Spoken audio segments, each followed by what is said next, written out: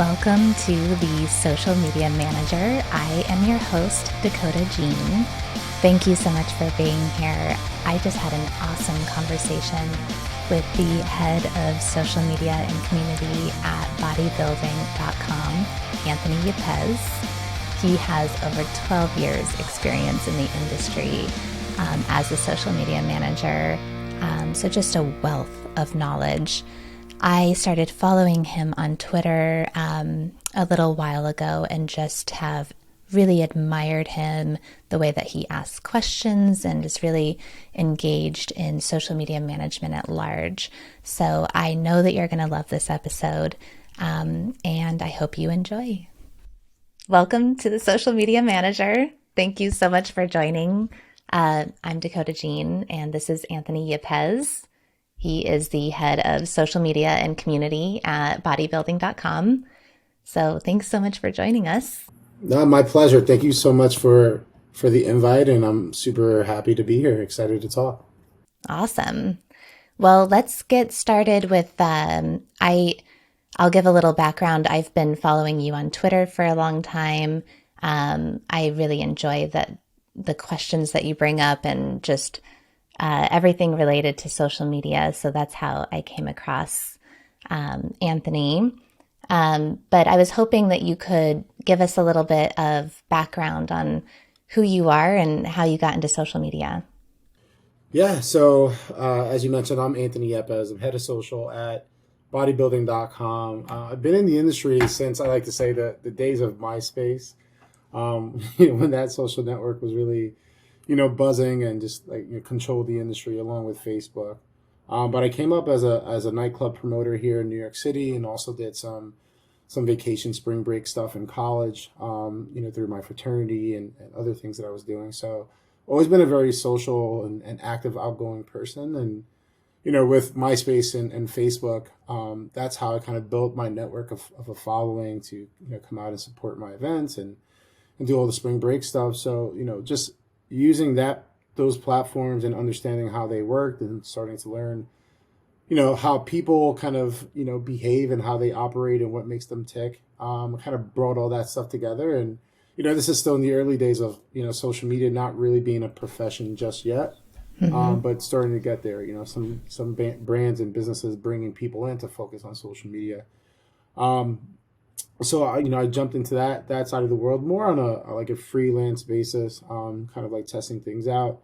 And then eventually I ended up with a few different brands, from the food and beverage space to nightlife and entertainment. And then eventually I landed at an agency, Cogent Entertainment in New York City, and that's where I got a lot of my core experience working with, large brands and working within, a larger organization with structures and approval processes and dealing with clients face to face and, having deliverables and deadlines and just everything that goes with the agency world, which was an amazing experience and, really got my feet wet there. And then from there, being, a former athlete in college and high school, big into sports, and I was participating in something called Spartan Race, which was a very large obstacle course racing, circuit around the country and around the world. And by chance, I had a mutual friend that was connected to their marketing team, and they were looking for a head of social. And me being kind of like a super fan, it was an amazing opportunity, and jumped into that and really dove into sports marketing, which has always been something that I wanted to do, and had a great 4 years there and did a lot of great stuff, which I'm sure we'll get into. And then eventually that landed me, leaving there just due to some COVID stuff and just wanting a different, direction in my career. Went back to the agency world for a little bit, for about 6 months. And then quickly realized, which, hopefully we'll get to talk about, for Social Pros as a whole, realized that it really wasn't the place for me, as far as being back in the agency world after being with the brand for so long and seeing how you can make an impact from the ground up. So I, parted ways, with the agency at the time and ended up coming over here to bodybuilding.com, which I've been at for the past, 6 or 7 months now, doing some great work with the team who's based out in Idaho and California, and I'm here in New York. So being able to, have this remote position while working for a pretty large brand who's been in the industry for over 20 years and is really synonymous with fitness and supplements. Has been really fun. So, in a kind of long-winded, major big peanut nutshell, that's my story. Well, I really enjoy watching what you're doing with bodybuilding. You mentioned that it's a pretty big brand. I mean, you guys have 2.7 million followers on Instagram. I forget how many hundreds of thousands of followers on Facebook. A huge brand. And what I really admire is that you are really focusing on people's stories and their health journeys instead of product specifically. So, is that something that you strategically do? Yeah, absolutely. This conversation comes up a lot, within Twitter and LinkedIn, amongst the community. And, I'm just a really firm believer that social is made to be social. And, your audience, your customers, everyone has a story, that can be related to and that can inspire others. And, what better way to bring your brand to life through the people that are living your brand, right? And I love that. allowing those people to be kind of, your organic spokes, person, for why your product or your service benefits their life. So, you know, of course, social is social. You can always, do your memes and your funny stuff, and yeah, of course, there's a lot of fun content out there that you should do as a brand. But when it really comes down to your core content focus, I don't know how other people think of it, but for me, yeah, 100%. I really want to drive my community's voice and stories through our socials so that there's, a really raw and organic connection, with other people who are following us and maybe not following us. Yeah. Well, the content is certainly easy to share. You don't realize that you're sharing a brand, Yeah, exactly. which is really important. So, with that being said, Cyber Week is coming up. Yeah. Um, how are you kind of navigating that and preparing for that? And are you going to continue sharing content that is more story focused than product focused? And how are you going to do that? That's a great question. I think a lot of us social professionals and people on social teams are dealing with this, right? Like, on one hand, we're saying, hey, we need to be super organic and like just be very social. Then, of course, you're dealing with your internal departments who want to drive sales and promotions because this is a great, profitable time for anyone who's selling something, and there's a lot of eyeballs as a general consumer on people who want to buy. So, of course, you're looking at every single digital channel that you have to ensure that you're getting the most eyeballs on those promos and those specials that you have, because this is the best time of the year to buy. So, I think for us, we're really trying to just balance that out, right? We understand like that our website is a main driver for sales. We understand that email is the main driver for sales, and paid, whether it's paid social or digital, like that is the main driver for sales. Those are conversion channels. Right. For us as social, we're top of the funnel awareness interest, and organically we want to still hit content buckets that make sense for our audience, that gets people excited and interested, and and try to organically incorporate our products into that, and maybe not specifically a product, like a protein powder or a pre-workout, but more so the general topic of it and why it's important and how it benefits your fitness journey. So for me and my team, that's what we're really focused on. And we're activating our community and content creators that we're working with to create that content and put that content out there. And, of course, within the post copy, have call to actions that speak to what the sale and promo are, but really driving first and foremost value and benefit to our audience. Yeah, I really love that. When it comes to content creators, do you would you consider those content creators to be influencers for your brand?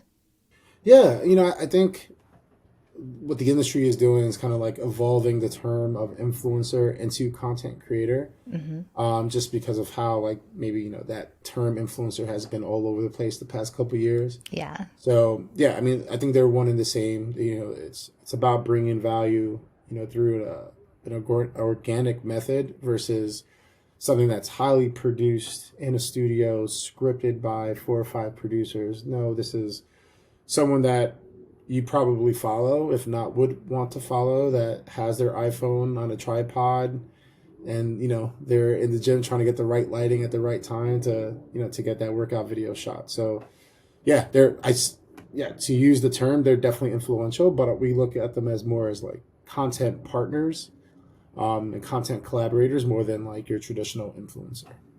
Yeah, very nice. How do you go about seeking these content creators?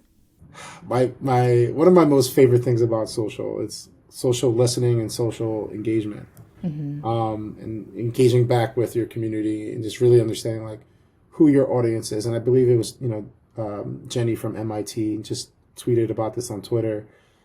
One of the core things about your social strategy is social listening, and a part of that is also understanding who your audience is, so you know who to listen to. So for us, it's really understanding like, okay, bodybuilding, fitness, health, things of that nature are or hashtags and topics that are really driving our audience's attention. So using, thankfully, TikTok and Instagram have updated their search functionalities where you can put in these key terms and find these people and filter through what's top performing in over the past couple of days or months or weeks. So really using the platform's functionality to go out there and find these people, and have those organic conversations, right? Like I think a lot of people are approached in a very systematic business manner. And for me, coming from the world of entertainment and nightlife and working with influencers, at Cogent, I understand like it's more of that you have to, one, let them know you respect their craft, but also come at them in a way that like you're just another person, just like I am. Like I can relate to you. We can have a normal conversation. I don't have to be super buttoned up and come at you with these big terms. It's like, hey, you make dope ass content. Let's work together. This is what we're trying to do. We have this platform. Here's what I can offer. Let have this be like a true partnership and relationship versus like a business transaction. Yeah, that's so important. I think that so many people get, these copy and pasted messages all the time that are just like, hey, be an ambassador. Yeah. That's a huge thing. And it gets really tiring, and people see past that. But Oh yeah. Big in time. turn, yeah. So if you're the people that you're working with, do you try and mostly see like how many followers they have, or what other metrics are you looking at? I'm a little different, right? Like everyone, for the most part, would look to followers first and foremost. Hmm.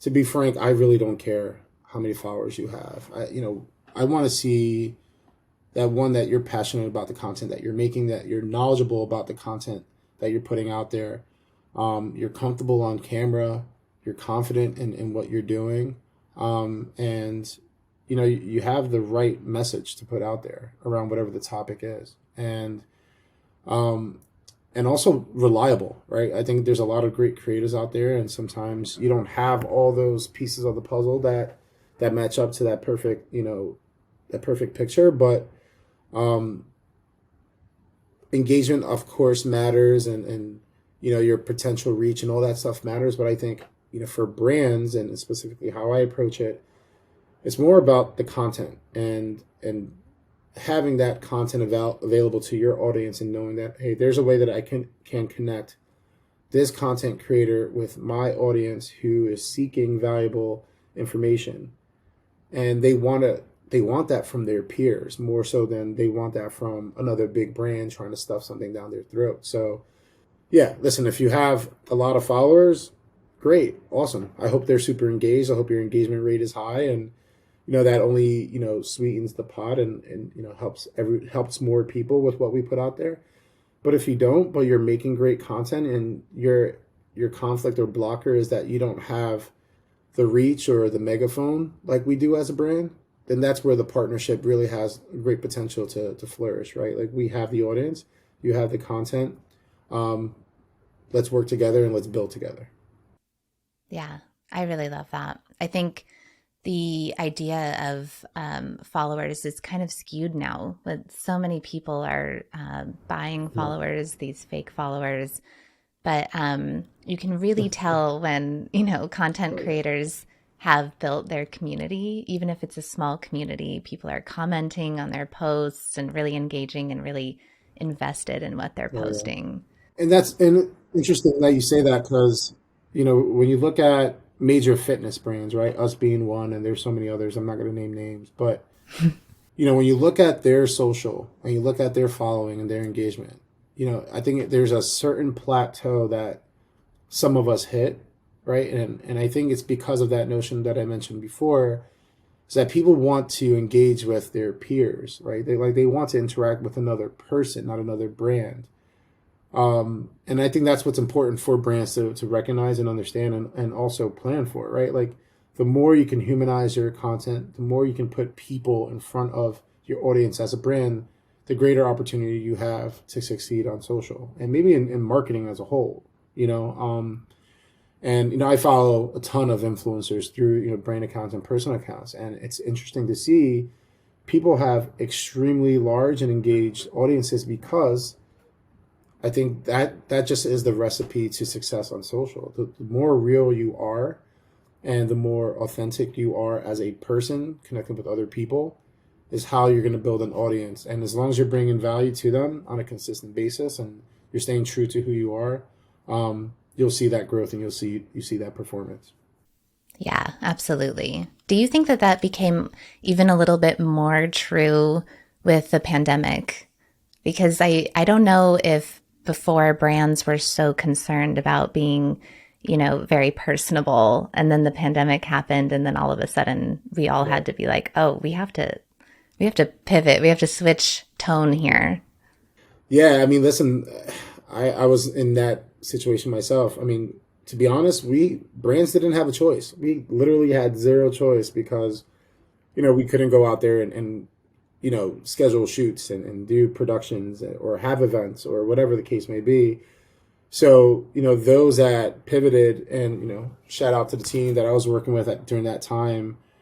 you know, that's exactly what we did. We went straight to the community and we turned them into content creators, and we gave them briefs and we sent them cameras. Like we did whatever we had to do because we understood, like, hey, we have no other choice, and our community is our best and always will be our best asset. But yeah, we had to put them in the forefront, and I think that is holding true now because of the results that people saw, and obviously that had to do with the amount of people that were online and on social during the height of of the pandemic, and maybe some things have slowed down. But I think that some of those core learnings are still active now. Of like, yeah, your community content is very desirable on social, especially if you do it in a way that makes sense, that's relevant, and is something that people are looking for and can benefit from. Yeah. So you mentioned your team. Let's talk about that. Do you have a social team, and how many people do you work with? Oh man, the fun question, right? So yeah, I have a team. It's a small team. It's me and one other person, Danielle Bitts, who's been working with me for the past almost 5 years now, at different companies. And her and I are kind of like a tag team, and we really approach both the strategy and execution part, and working with talent and influencers, and also building campaigns. So you know for me, I've had large teams, five, six, 10. Being at an agency, you're working with 25, 30, 40 other social professionals, which is a dream, but also has its challenges at the same time. So being back on the brand side now, for a little over half a year, yeah, it's definitely different, and I think, you learn quickly that, when you do have a strong team, that's when you're the most productive, and that's when you're really able to really focus at a high level, and bring high value back to your audience, because you're not so stuck in a lot of the different things that we deal with as social professionals, right? Like if, at the director level, you're dealing with everything that touches social. And if you're a manager, you're managing, channels on a day-to-day basis, and there's, inquiries and requests and approvals and all that fun stuff. So with having a small, nimble team now, I think what's been super critical is really just laying out what our roles and responsibilities are and having a high level of communication with other departments and just setting expectations and developing processes so that we try not to overwhelm ourselves, but I think all social media managers know that that's a very tall feat, and it's hard not to be overwhelmed in the space of social because it's one of the channels that's always on and always visible. But team is awesome, and we have a lot that we want to do, and hopefully we get into the subject a little bit more. But I think there's a capacity, right? There's a limit that a small team can accomplish, and if your business goals are larger than the size of your team, that those are conversations that you need to have with your leadership team. I was actually going to ask, I mean, it's such a huge company Mhm. and you are on all of the social media platforms. Even two people seems like a very small team to Yeah, tackle all of that. yeah, it's tough. I mean, we're very active on 5 social channels, and right now the way that we're structured, we have 2 sets of hands on there. We're getting some additional help where we can. But it is difficult, right? And I think, if you want to be successful on multiple channels, you need to set up your team in order to support that. And, I don't think this formula fits for everybody. And sometimes you're just forced to operate this way. But I feel, for every 2 channels, you should have a dedicated social media manager. And, you should have a dedicated social analytic, person, and someone handling influencers, ambassadors, and someone handling community management and engagement, and then someone driving strategy and managing the team. So, like, if you look at that equation, you have 4 to 5 people. And a lot of times, most companies aren't able to support that, or they don't see the value in that, which is, the larger conversation and the larger conflict, that happens a lot around our industry and it's talked about a lot on social amongst the social media professional crew. It's just more times than not, leadership does not value having a larger social media team, even though the expectations for social are higher than the amount of people that you hired for your team. So it's that constant struggle of getting that appreciation, showing that value, because we are one of those channels where you don't get direct return on investment like you do with, let's say, paid social or Paid, email yeah, marketing or something like that. exactly. And I guess it really wasn't that long ago when so many companies were, putting their entire online social media, everything in the hands of interns. Oh yeah. Or, sometimes the owners of the company would just do it because they just had the logins. Yep. So obviously things are changing and have changed in the last several years, but why do you think that it still has that sort of stigma that it's like an internship or a an entry level job? I love this question, and the reason why I love it is because it really brings to surface like the larger issue here. And the reason why that stigma exists is because everybody is on social media, from your little brother or cousin to your grandparents, right? And when there's something that's so accessible by so many different people at all different levels, um, it almost gives people the idea that anyone can do it, right? And technically, yeah, anyone can be on social media, but not everyone can manage social media or develop a social media strategy or create content or whatever the case may be. So I think that's a large driver of that stigma, and I think also, the fact that, like I said before, social media is so visible, right, and it's used by so many people that it seems easier than what it really is. It's only until someone makes that connection with their brand and how they have an opportunity to leverage social media to have more awareness out there, right? And the term that's used a lot is, making noise, right? Organically, you can make so much noise on social media if you're doing it the right way, if you're investing in your team and you're working with the right influencers and you're putting out the right content because you're talking to your audience and you know what they're looking for. But it always goes back to the top of the top, understanding the value in that and knowing that you have to make brand deposits and you can't only rely on an intern. Yeah, of course, like have interns. Hmm. I would love to have interns. Yeah, Like, right. please, like hit me up today and like ask to sign up. But it's you need a lot of hands on deck, especially for a larger brand, because there's so much going on in social. Your social media team should probably be your most occupied headcount across the organization, because every other department is going to be looking at social media for help. But then it doesn't always work the other way around. Yeah, I totally agree with that. With so many different platforms, by the way, what is your Mhm. personal favorite?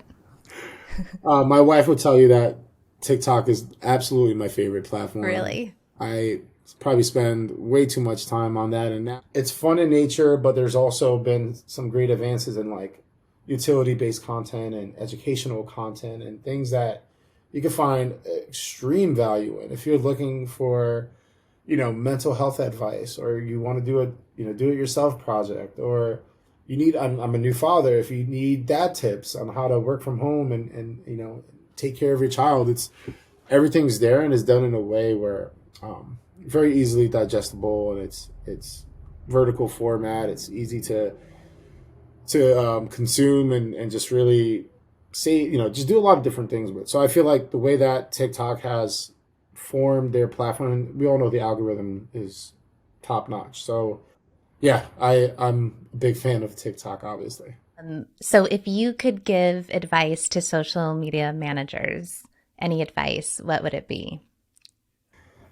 Wow, that's a tough one, right? Because for me, I think it all depends on where you are in your career. So I would say if you're looking to get into social, definitely recommend first getting into the conversation of social, right? Like make sure you really understand what social media is about when you go into it professionally. Go on Twitter, go on LinkedIn, build up your following list of people that have knowledge and have experience and maybe work in an industry that you're interested in, or just follow people that talk about great social topics, and really consume their content and just be a sponge for what people are talking about, and really understand kind of like the ins and outs of social media in that particular industry that you're working in or that you're looking to work in.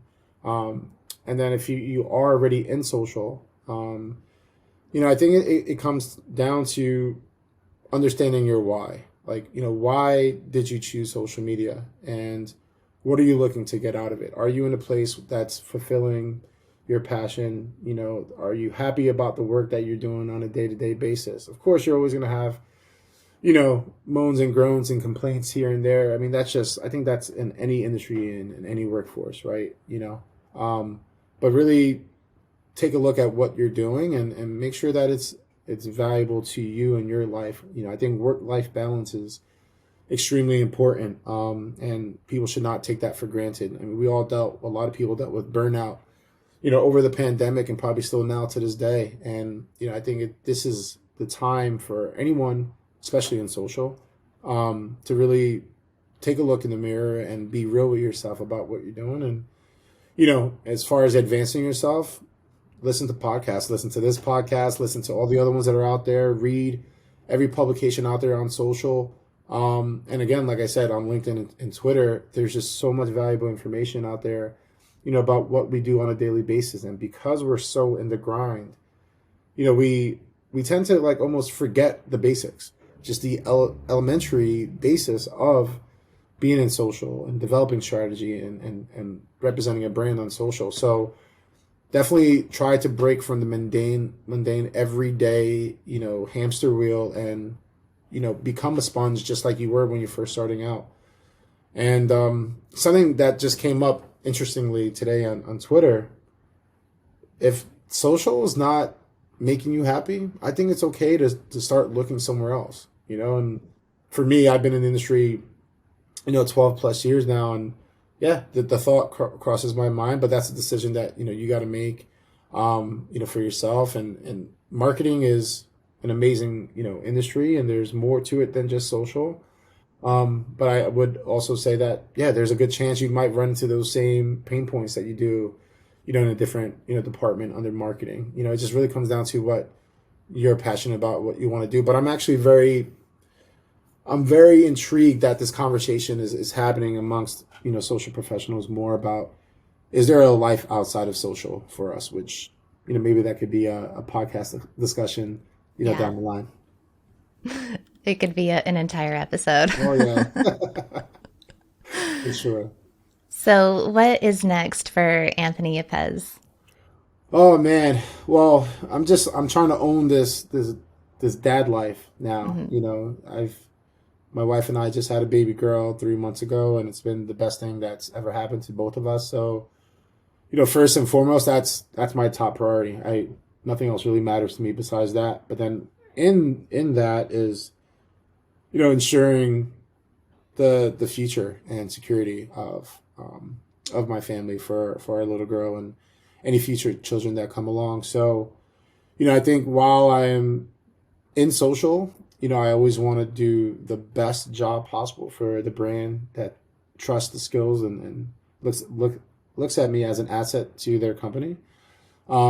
So that consists of just, working hard every day and being deep into all the social channels, not just TikTok, though I love it. And just being, kind of a thought starter and an educator. I always try to give back. We have our social media manager community on Slack, with a couple hundred people in there, from the social space. I'm always connecting with people on LinkedIn and Twitter, always building my network. And I'm always down to, give advice where I can.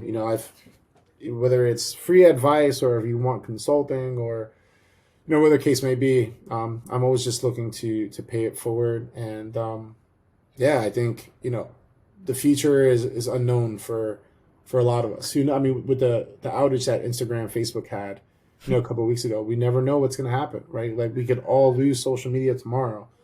So having a backup plan, I think that's something that's creeping in my mind. But we'll see what happens. But for the time being, you know, just focusing on my family and continuing to do my job for the companies I work for. Awesome. All right. Well, lastly, where can people find you on social media? Yes, as you can imagine, being in social, I have a social handle for every network, but I'm most active on Instagram, Twitter, and LinkedIn. Probably LinkedIn and Twitter the most. So at Anthony Yepes, Yepez. You'll find me just talking social, asking questions, giving my thoughts on stuff, but always coming from a good place and always down to chat. So feel free to slide in the DMs with any questions or anything like that. But always here to help anywhere. Like, Awesome. Anthony, thank you so much. I really appreciate you joining. thank you so much for having me. It's my pleasure.